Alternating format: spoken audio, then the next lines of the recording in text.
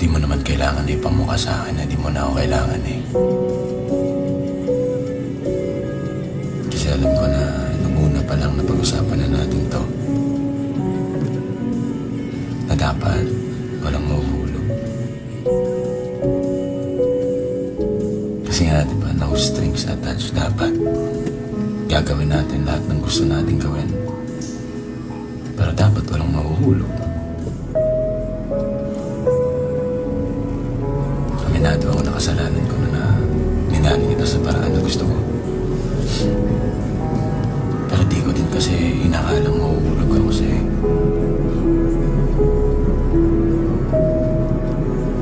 Patawad dahil hindi ko nasunod ang usapan natin. Kasi kalaunan, yung pagsasama natin ay bigla akong naisip na you deserve more.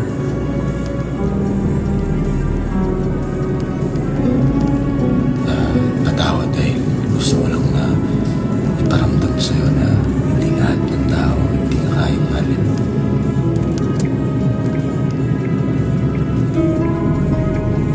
Pero hindi naman talagang gusto sabihin sa'yo, hindi mo na kailangan na sabihin at iparamdam sa akin na hindi mo na ako kailangan. Siniguna pa lang na pag-usapan na natin to.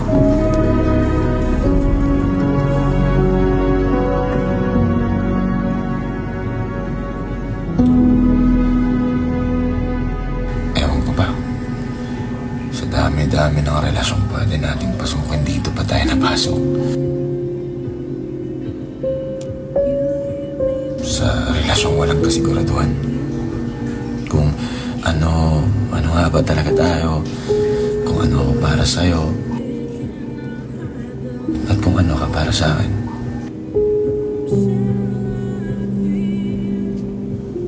Siguro balang araw may iintindihan natin ang isa't isa.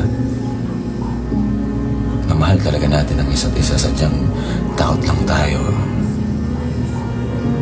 Takot lang tayo na sumupo.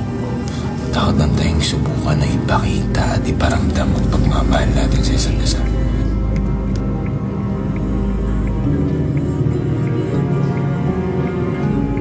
Takot lang tayo mag-commit.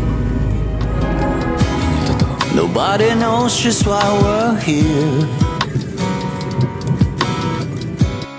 Could it be fate or random circumstance?